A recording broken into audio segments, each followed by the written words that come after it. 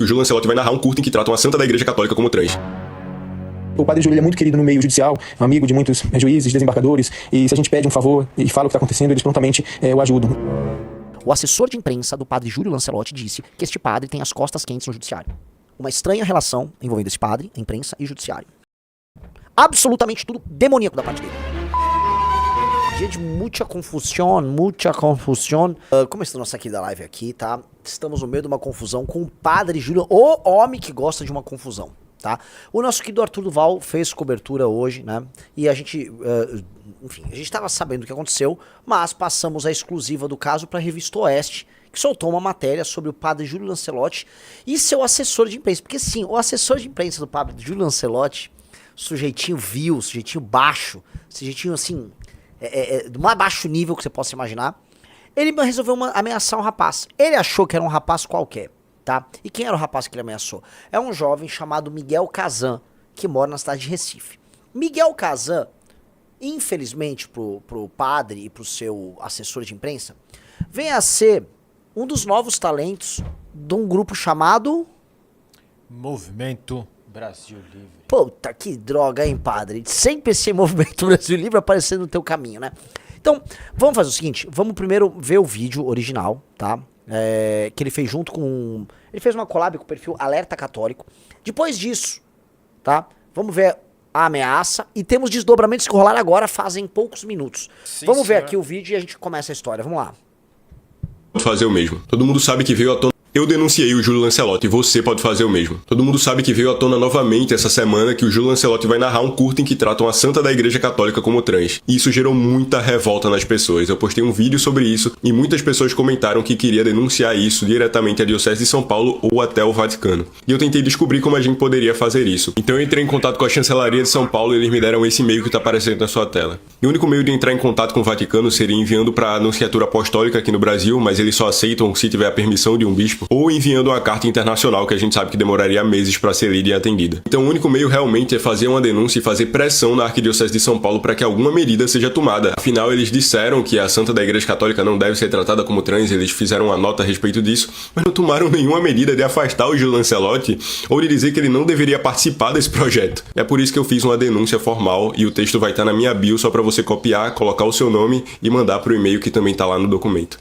No texto a gente fala do Júlio Lancelotti ter narrado esse curta que apresenta a santa como trans, no caso do suposto vídeo íntimo vazado do Júlio Lancelotti que muitos peritos confirmaram a veracidade, e do caso de alguns anos atrás o Júlio Lancelotti ter supostamente enviado quantias muito grandes em dinheiro para um jovem que lhe mantinha supostamente relações homossexuais. Afinal, como um jovem consegue sair da FEBEM e ter tanto dinheiro instantaneamente para construir casas de aluguel?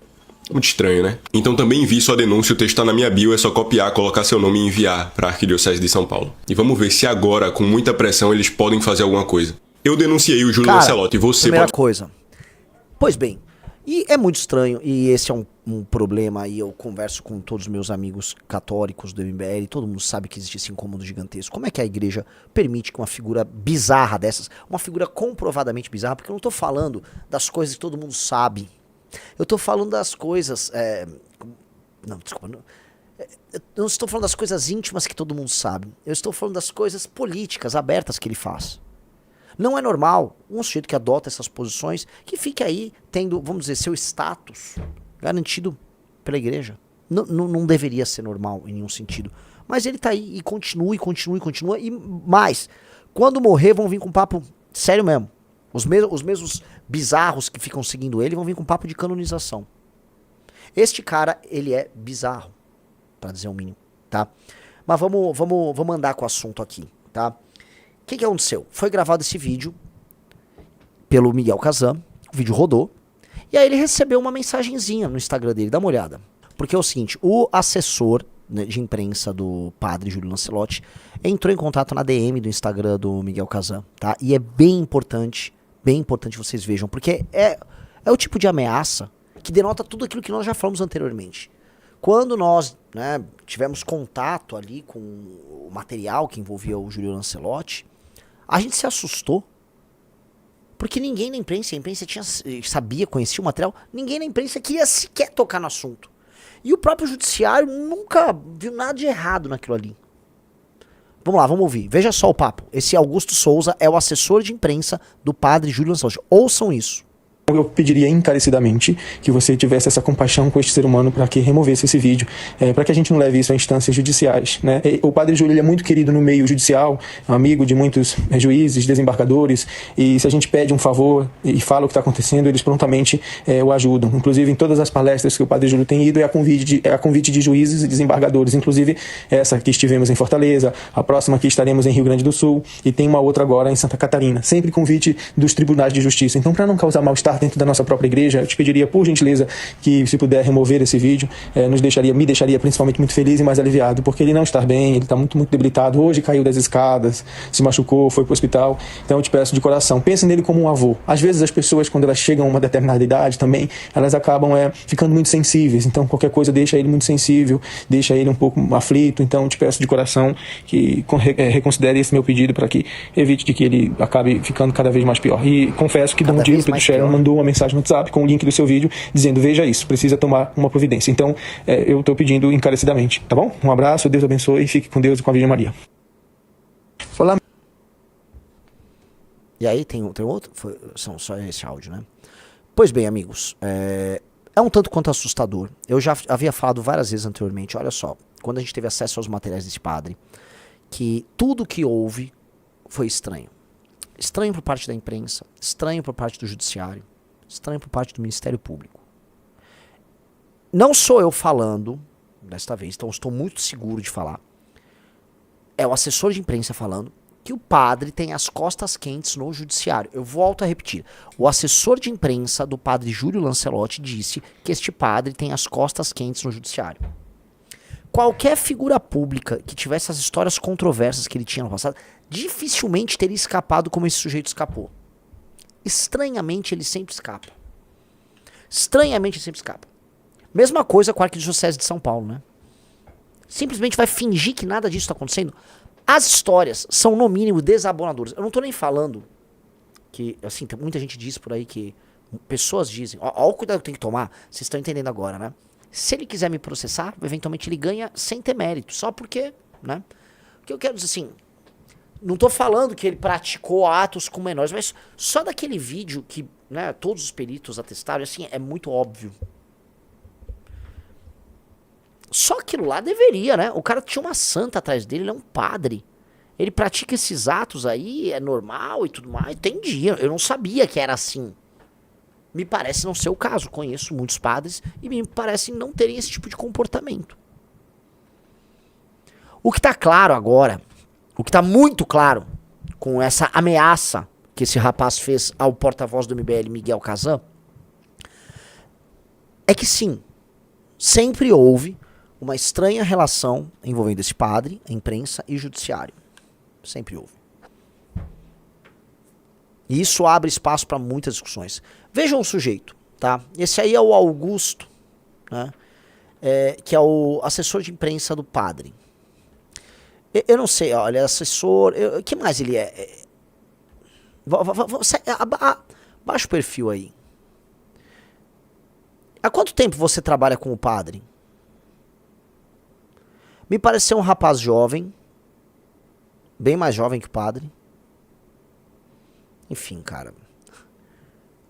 Eu tenho que ser muito cuidadoso com as coisas que eu falo aqui, ou não é, o senhor Rafael me dá riso? Cuidado. Mas veio pra você alguma coisa na cabeça aí ou não? Não? Não, também não veio nenhuma ideia absolutamente errada na minha cabeça. Me parece ser apenas o assessor de imprensa do padre Júlio Lancelotti. E acho que é isso que ele é, ele inclusive se identificou.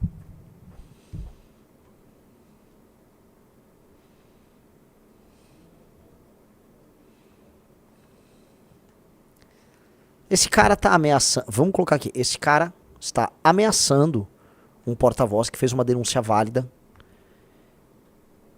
tá?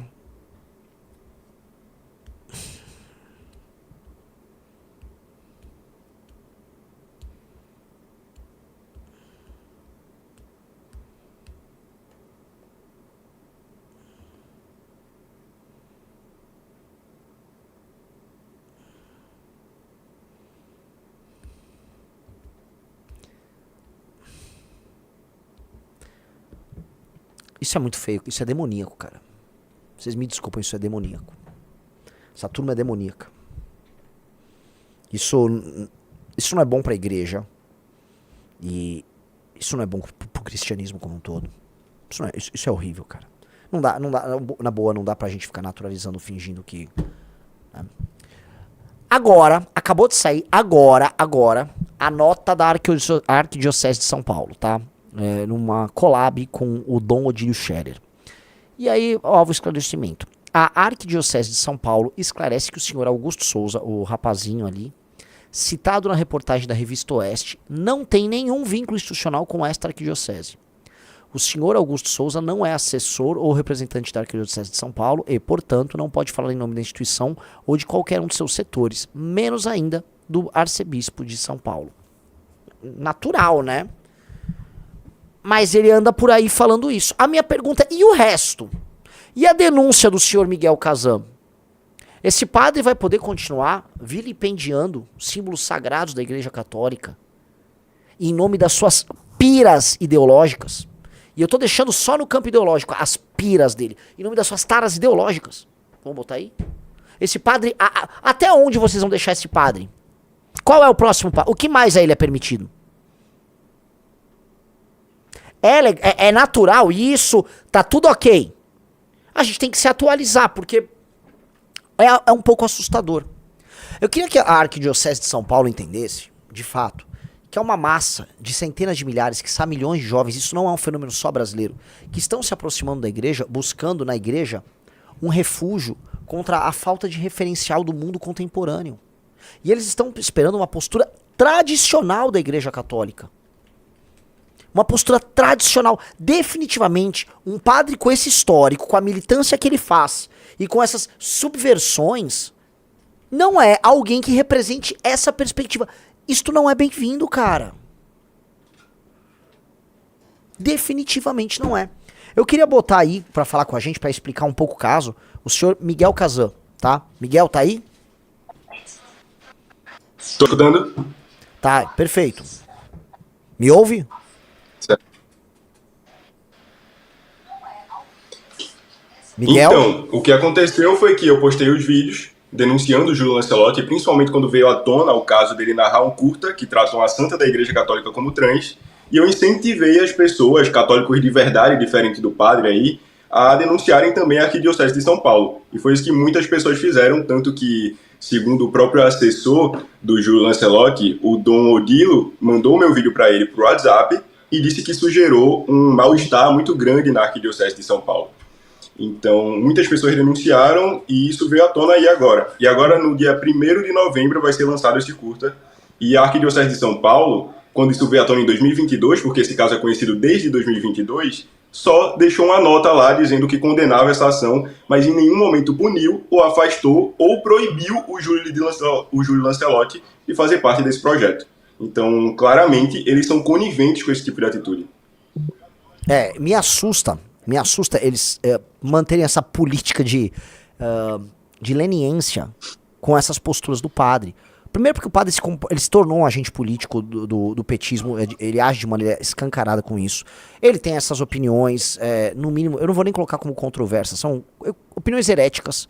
E tem todo um histórico que se a Igreja Católica, eu tô falando em São Paulo, tô nem abrindo em âmbito geral, porque ele é uma figura nacionalizada e participa de eventos internacionais.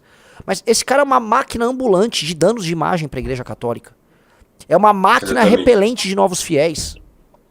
Eu não consigo entender. E aí eu estendo isso, eu fiz essa pergunta, que você conhece, grava vídeo e milita. Porque quando eu estendo isso pro judiciário e pra imprensa, que também passa um pano, eu ainda fico em choque. O que esse cara tem? Não é muito estranho isso? Muito estranho, porque realmente ele parece que tem proteção de todos os lados. Seja na política, seja no mundo, seja no judiciário, até o Alexandre de Moraes. O Alexandre de Moraes tem contato pessoal com ele.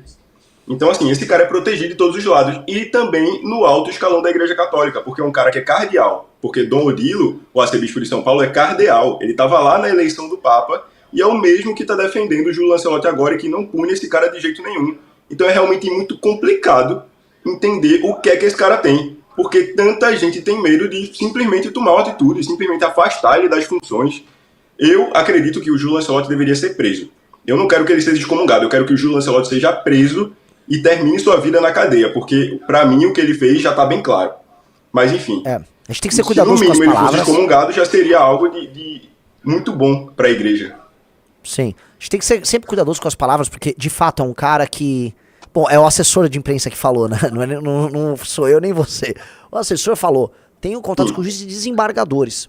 A gente sabe, quando a época ele foi denunciado por aqueles vídeos, né, que estavam rodando, como aquilo foi tratado no Ministério Público e depois pelo próprio Judiciário. Estranho. Assim, é no mínimo curioso. E a gente sabe os casos que ele teve. A gente sabe os acordos que ele fez. No seu vídeo, ele cita um acordo que foi feito, aparentemente, né? De 600 mil reais. Há um outro que envolvia o Riso pode até pegar aí um carro Pajero. Entendeu? Na verdade, essas quantias em dinheiro foi quantias que ele doou, segundo a justiça, no primeiro processo, que Anderson Batista foi absolvido, que foi o jovem que ele acusou que estava extorquindo ele. Foi quantias que ele deu ao jovem de bom grado. Foi isso que a defesa de Anderson Batista alegou. Ele não estava sendo extorquido, ele deu isso. Tanto que no primeiro processo que ele denunciou Anderson Batista de extorsão, ele foi absolvido em 2 instâncias. Então, porque a justiça entendeu que não fazia sentido o Júlio Lancelotti dar tantos presentes e quantias em dinheiro para esse rapaz. Pois é. Eu tenho que ser cuidadoso, você também tem, você tem um grande futuro pela frente, mas essa é uma daquelas histórias bizarras. E a gente via nos Estados Unidos todas aquelas discussões sobre aquele caso de um cara que tinha uma ilha e que ninguém entendia como é que tantos poderosos. Também teve um rapper que fazia uma festa numa casa, algumas festas. São aquelas histórias que a gente começa acreditando que faz parte do imaginário popular, teorias conspiratórias. Aí quando vê, elas estão ficando tão reais e tão concretas que você começa a se assustar, né? Então, cara, Realmente. cuidado aí, cara, real. Assim, falando aqui, alguém que viu essas coisas em 2020, que se deparou com esse vídeo, que todo mundo depois acabou vendo, cuidado. Inclusive, existe muita gente que fala, né, que a queda do Arthur teve a ver com isso. A própria queda do Arthur teve a ver com isso, por causa do vídeo. Gente na Lesp falou pro Arthur, lembra daquela história? Arthur, você fica mexendo em vespeiro que não tem que mexer. Fogo, cara, fogo. Miguel, Esse cara realmente né, tem as costas quentes, mas enfim. Miguel, Quem disse foi o assessor dele. exato, a gente só tá aqui basicamente... Só tô repetindo o que ele falou. Miguel, uma parada interessante. Apresenta teu trabalho e faz o teu merchan pra galera te seguir, até porque precisamos de um líder forte aí em Pernambuco. O nosso núcleo, ontem teve uma reunião geral do MBL, eu falei, o núcleo do MBL de Pernambuco é um dos melhores do Brasil, um núcleo exemplar. Foi exemplar na coleta, é exemplar na militância, é exemplar pra um monte de coisa, exporta gente boa. E estava faltando um líder carismático, inclusive pra puxar uma bandeira preta, amarela e branca aí. E espero muito que as pessoas conheçam o seu trabalho. Então, pessoal, meu nome é Miguel Kazan, eu crio conteúdo para a internet, e agora com viés político e religioso principalmente, eu sou aqui de Recife. Então, se você gosta do MBL aqui de Recife, a gente tem um núcleo aqui que é bem ativo, então venha fazer parte com a gente, segue o Instagram do MBL Recife e também me segue para acompanhar o trabalho e acompanhar também o desfecho dessa história aí do Júlio Lancelotti. Maravilhoso. Miguel, obrigado, velho, bom trabalho aí, tamo junto. Obrigado. Tamo junto, Renan. Este foi Miguel Kazan, aqui pra gente abrir aqui a nossa live com essa história absolutamente bizarra, que eu não tenho outro termo pra usar, né? E a impressão de que a nossa vida fica cruzando com a vida desse padre o tempo todo. Vocês reparam, a gente acaba se chocando com esse cara. Mesmo a briga que ele teve no ano passado, acho que foi na virada de 23 pra 24, foi com o ex-MBL, que era o Rubinho Nunes, né? O destino quis, e existem essas coisas, e eu começo cada vez mais a acreditar nisso, que o destino, chamem do que quiser, tem um papel muito importante pra gente. Muito, muito importante. Porque a gente sempre se encontra com a história no momento que a história pede. E quando eu falo história, não tô falando da história desse padre, tô falando da história do Brasil, tá? Esse padre é mais um personagem no nosso universo, né? Um vilão no nosso... É lore que fala, né? No nosso lore. Então... espero que ele saiba disso e que, enfim, entenda que nós somos a superação do tipo de mundo que ele gostaria de vender e divulgar por aí. Nós somos a negação daquilo que ele representa. Até porque a gente fala em desfavelização, em reurbanizar as nossas cidades na melhor acepção do termo, retomar os centros das nossas cidades, acabar com a cultura de mendicância. E ele é o maior representante da destruição da cidade de São Paulo. O padre Júlio Lancelotti destrói a cidade de São Paulo. Ele é um sujeito desumano que vive dessa glamorização da pobreza, da desconstrução dos centros urbanos, em nome de um ego e da militância política. Acho que tudo que ele faz, mesmo que ele tenta justificar como positivo, acho tudo demoníaco. Absolutamente tudo demoníaco da parte dele. Eu quero ver uma cidade que não tenha morador de rua, ponto. Morador de rua tem que ir pro albergue. Ah, não quer ir pro albergue? Então você vai detido. Nos Estados Unidos sempre houve a lei da vadiagem. O sujeito tá vadiando. O que você faz? Não sei, eu tô vadiando aqui, vou dormir na praça. Não, você não vai dormir na praça. A praça pertence à coletividade, ela não pertence a você. Você não vai instalar suas coisas no meio de uma praça que é da coletividade, que é pra criança brincar, que é pras pessoas andarem na praça, pras famílias caminhar. A praça não é lugar de morador de rua, padre. A parte de baixo de um viaduto não é lugar de morador de rua. Mora na rua? Vai pro albergue. Procuremos a família, levemos ele de volta. Ah, não quer, ele quer ficar na rua. Vai detido. Chega dessa mentalidade. Ai, a mendicância, o mendigo, ele é o herói alternativo. Não, cara, eu não quero ninguém morando na porra da rua. A rua não é lugar pra se dormir. Ponto. Aí esse cara fica construindo isso. E aí é isso, São Paulo destruída com Cracolândia. Centro de São Paulo sujo, cagado. Literalmente cagado. Fezes humanas. Ah, não, falei palavrão. Puta, o Riso vai me bater. Vamos lá, pode bater, mas não demora pra bater pra não cair a audiência. Não, só ia falar pro cara agitar a câmera aqui, tá lá. Por favor, o centro de São Paulo devidamente defecado, entendeu? Excremento humano, urina humana, restos de marmita jogada. De onde vem esse dinheiro? Por que tem tantas ONGs que estão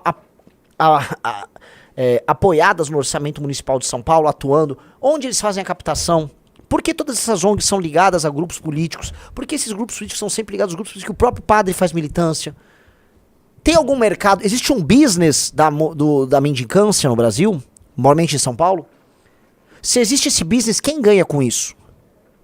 Existe uma grande história de que há uma especulação imobiliária construída ao redor da atuação dos moradores de rua e da formação de cracolândias e destruição do centro de São Paulo, para depois construtoras irem para lá. Todo mundo sabe essa história, inclusive movimentos de moradia do senhor Guilherme Boulos atuam nessa lógica também.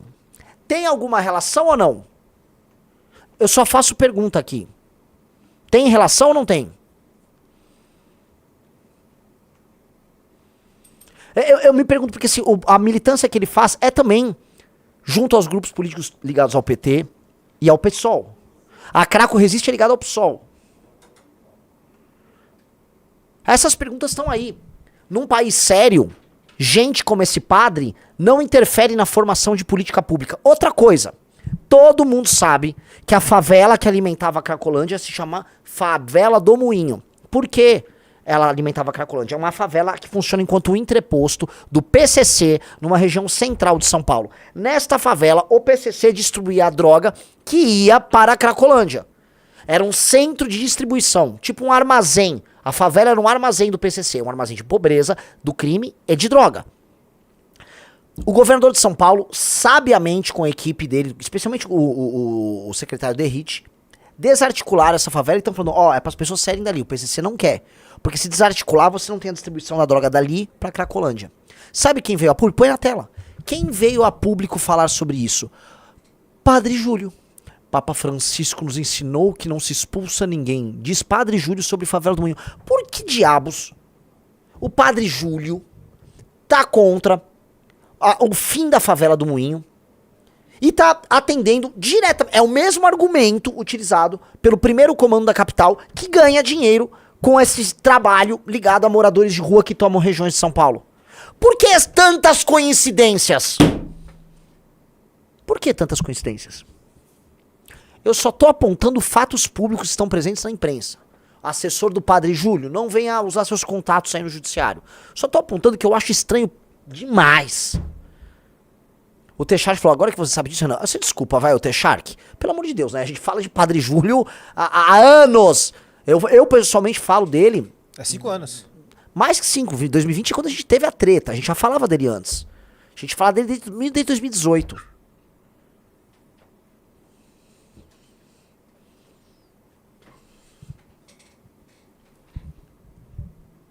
É no mínimo bizarro, né, amigos? É no mínimo bizarro, é no mínimo estranho, tá?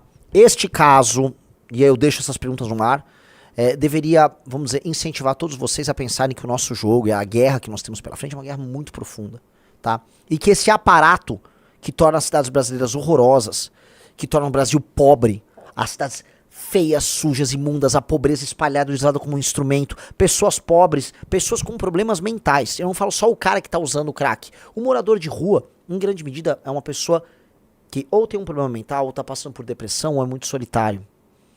Nos Estados Unidos, o número de deficientes mentais que estão na rua é enorme. A estatística tem estudos que mostram pra isso. Então são pessoas que necessitam de socorro. Definitivamente, o socorro não passa em manter essas pessoas morando na rua. E mais, o fato delas serem doentes não dá a elas o direito de destruírem e se apropriarem das vias públicas, das praças, das marquises. Não dá, elas não têm esse direito. Olha aqui, ó. 40% dos moradores de rua na idade escolar têm problemas mentais. 40%. Vamos combinar, venhamos e convenhamos que... Aqui, ó, mais da metade dos moradores de rua veteranos tem problemas mentais ou físicos. Galera, sejamos honestos, pô. Vamos jogar o jogo aqui aberto. Estamos falando de pessoas que são deficientes, as pessoas precisam de cuidado, elas precisam ser internadas ou devolvidas para sua família. A maior parte delas, isso agora eu tô falando uma coisa muito concreta, tá? A maior parte dos moradores de rua não tem como você reabilitar e falar, arrumei um emprego. É um ou outro. Um ou outro você vai conseguir fazer isso. O resto são pessoas que vão precisar de cuidado. Se conseguimos cuidar da família, melhor ainda. Mas vão precisar de cuidado. Muitas vão precisar de internação pura e simples. Algumas você recupera. E você vai ver... Felinos de todo o mundo, univos.